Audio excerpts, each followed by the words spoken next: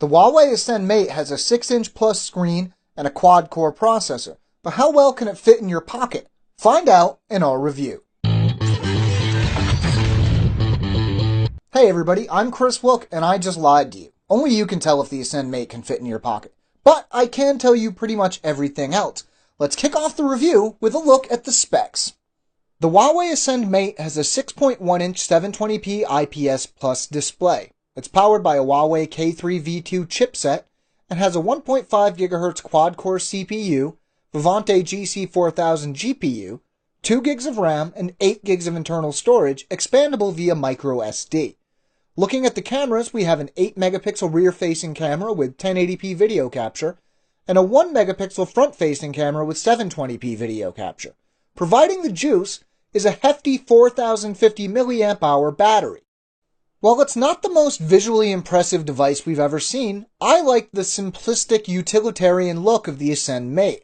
Both the back and sides of the device are very grippy, which is handy with a phone this big. The Ascend Mate uses software keys, so the only buttons, which are the power button and volume rocker, are both located on the right side of the device. The microSD slot is located on the left, the headphone jack is on top, and the USB port is on the bottom. In general, the phone feels pretty solid and the haptic feedback feels great. The display is only 720p, which is a little disappointing. Stretching 1280 by 720 resolution over a 6.1-inch screen gives us a pixel density of around 240 pixels per inch, which is just okay.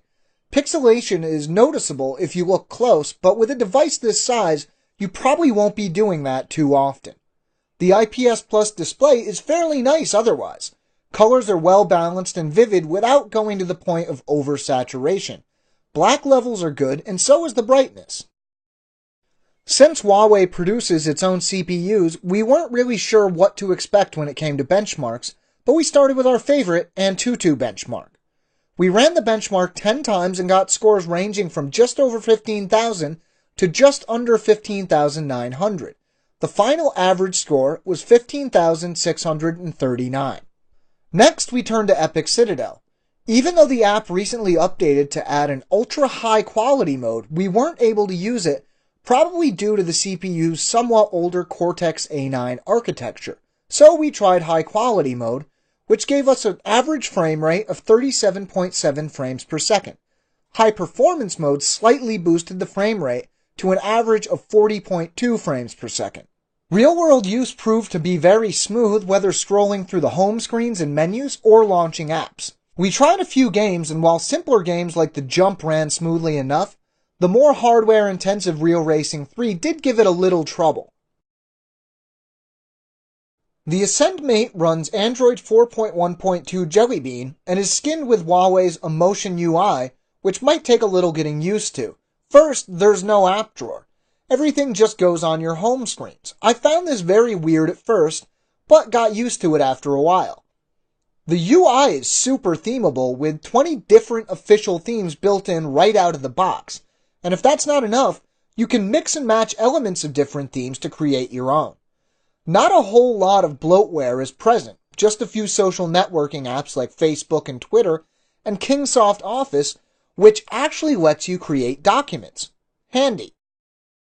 The 8-megapixel camera has some nice but standard features like panorama, HDR, and burst shot modes, but the pictures it takes aren't all that special.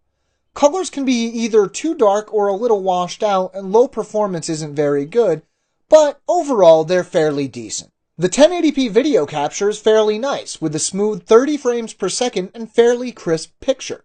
The Ascend Mate has 2 microphones built in, so your videos have stereo sound, which isn't something we see all that often. The Ascend Mate packs in a whopping 4050 mAh battery, so as you might expect, battery life is great with this thing. The first day that it arrived, I took it out of the box and instead of charging it up, went right into testing and benchmarking with the battery at around 80%. At the end of hours of testing everything from gaming to the camera, battery life was only down to around 20%. Using the charger that ships with the Ascend Mate enables fast charging, which is great since even with the huge battery, it charged from around 20 to 100% in just a little over an hour. Huawei claims that you can get a weekend of normal use out of the battery, and that might be a bit much, but you would be hard-pressed to not get a full day out of it. There's a lot to like about the Ascend Mate, and really only a few things to dislike, most of which are just a matter of preference anyway. The Mate probably won't turn Huawei into an instant success in the West, but it is a good choice for fans of big phones. If you want to know more, we have an in-depth written review at AndroidAuthority.com. You can find a link to the article down in the description. If you enjoyed this video or found it useful, maybe give it a like or share it with your friends or enemies. That's your call, really. But if you want to stay caught up with everything we do, make sure to subscribe to our channel. I'm Chris Wook for Android Authority, and as always, thanks for watching.